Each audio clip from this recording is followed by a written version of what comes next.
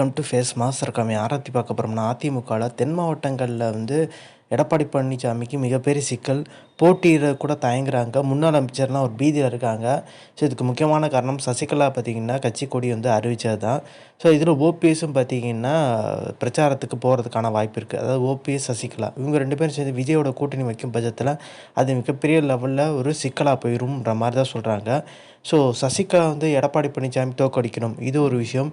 அதே மாதிரி சேவல் சின்னத்தில் எப்படி நின்று ஜெயலலிதா தன்னை பெரிய லெவலில் காமிச்சாங்களோ எனக்கு செல்வாக்கு இருக்குன்று, அதே மாதிரி சசிகலாம் காமிக்கிறதுக்கான வாய்ப்பு இருக்குது. விஜயோட கூட்டணி வச்சு ஒரு குறிப்பிட்ட இடங்கள் ஒரு 52ன்னா ஒரு 60 தூரம் நிற்கிறதுக்கான வாய்ப்பு இருக்கதா சொல்கிறாங்க. ஸோ குறிப்பிட்டு இது தோற்கடிக்கிறதுக்கு முக்கியமான காரணம் யாரை தோற்கடிக்க போகிறாங்கன்னா திமுகவான்னு கேட்டிங்கன்னா இல்லை. ஸோ ஜெயிக்கிறதுக்கான முயற்சி அதிமுக வாக்குகள் தான் பெற போகிறாங்க சசிகலா. அதிமுக வேட்பாளர் தோற்கடித்தாலே ஒரு மிகப்பெரிய லெவலில் செல்வாக்கு இருக்குன்னு காமிச்ச மாதிரி தான் இந்த தேர்தல் உணர்த்துன்ற மாதிரி தான் சொல்கிறாங்க. அப்படி முன்னாள் அமைச்சர்கள் சராசரியாக நிறைய பேர் தோத்துட்டா, இப்போ 2021 ஜெயிச்சிருந்தவங்க எல்லாருமே பல பேர் தோத்துட்டா அப்படின்ற பட்சத்தில் எம்எல்ஏக்கள் மட்டும் தான் ஜெயிக்கிறாங்க. அதாவது அங்கங்கே எம்எல்ஏக்கள் சாதாரண முன்னாடி பார்த்திங்கன்னா எம்எல்ஏ இருந்திருக்க மாட்டாங்க. இப்போ புதுசாக எம்எல்ஏ இருப்பாங்க. முன்னாடி அமைச்சராக அதிமுக காலத்தில் அமைச்சராக இருந்திருக்க மாட்டாங்க. அப்படி ஜெயிக்கும் பட்சத்தில் அது மிகப்பெரிய லெவலில் முன்னாள் அமைச்சர்களுக்கு ஒரு பின்னடைவு தான் சொல்கிறாங்க. எடப்பாடி பழனிசாமிக்கு இன்னொரு நெருக்கடி கொடுக்க ஆரம்பிச்சிடுவாங்க. ஸோ இந்த தேர்தலையாக தோத்துட்டோம், ஸோ அடுத்த 31 தேர்தல் ஜெயிக்கணும்னா சசிகலா ஆதரவு வேணுன்ற மாதிரி ஒரு குடைச்சல் கொடுக்க ஆரம்பிச்சிடுவாங்க. சாதாரண அடிமட்டம் தொண்டம் கூட பார்த்திங்கன்னா எடப்பாடி பழனிசாமியோட தலைமை வேணான்ற மாதிரி போர்க்குடி தூக்கிறதுக்கான வாய்ப்பு இருக்குது. அந்த நேரம் பார்த்து சசிகலா என்ட்ரி ஆகி கட்சியை கைப்பற்றது தான் திட்டமேன்ற மாதிரி தான் சொல்கிறாங்க. இதில் எடப்பாடி பழனிசாமிக்கு என்னென்ன சிக்கல்னா, கொடநாடு விஷயமாக பார்த்திங்கன்னா சசிகலா அடுத்த மீட்டிங்கில் பேச போகிறதா தகவல் இருக்குது. ஏற்கனவே எடப்பாடியோட ஆதரவாளர் இருக்க தீவிர ஆதரவாக இருக்க முனுசாமி இவர் என்ன சொல்லியிருக்காருன்னா சசிகலா ஒரு வேலைக்காரி அப்படின்ற மாதிரி சொல்லியிருக்காரு. இது மிகப்பெரிய லெவலில் சசிகலா தரப்பை மட்டும் கிடையாது, அதிமுக நிறைய பேரும் கொந்தளிக்க வச்சுருக்கு. ஸோ இப்போ முனுசாமி இது சொல்கிறாங்க என்ன ஆகுதுன்னா அதிமுகவில் இருக்க தொண்டர்கள் கூட சசிகலா பக்கம் போகிறதுக்கான வாய்ப்பு அதிகம்ன்ற மாதிரி தான் சொல்கிறாங்க. ஸோ வசந்தி முருகன் சொல்கிற எக்ஸ்எம்பி டக்குன்னு போய் இணைஞ்சிட்டாங்க அதிமுகலேருந்து சசிகலா அணியில். எடப்பாடி பழனிசாமிக்கு மிகப்பெரிய ஒரு நெருக்கடி என்னன்னு தெரியுமா, எடப்பாடியோட வாக்கள் மட்டும் சசிகலா பெறுவாங்கன்னு இல்லை, அமமுகவும் சேர்த்து பார்த்திங்கன்னா சூறையாடுவாங்கன்ற மாதிரி தான் சொல்கிறாங்க. இதனால் மிகப்பெரிய லெவலில் எடப்பாடி பழனிசாமிக்கு சிக்கல் தான்.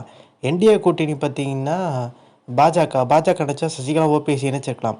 ஆனால் அப்படி இணைக்கிறேன்னு சொல்லிட்டு அந்த கட்சியை பார்த்திங்கன்னா தூளாக பிரிச்சுட்டாங்க.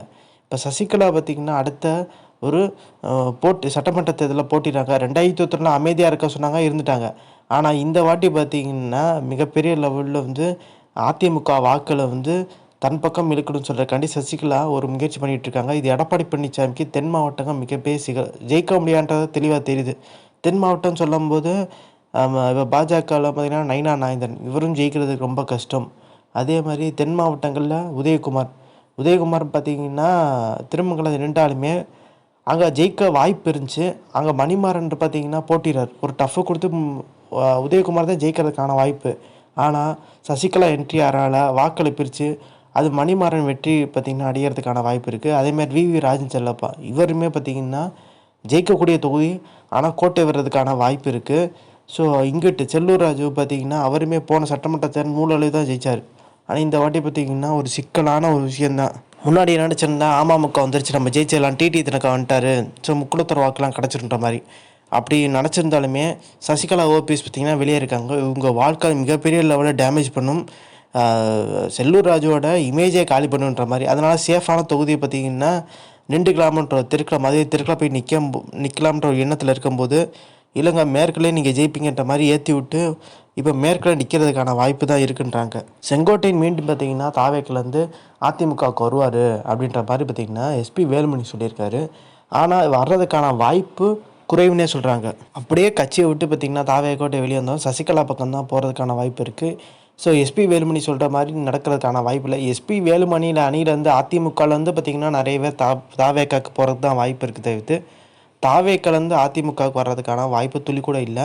தாவேக்காக்கு பார்த்திங்கன்னா அதிமுக வாக்கள் பெரும் அளவு பார்த்திங்கன்னா வாங்குவாங்க தாவேக்கா. அதே மாதிரி திமுக வாக்கம் வாங்குவாங்க.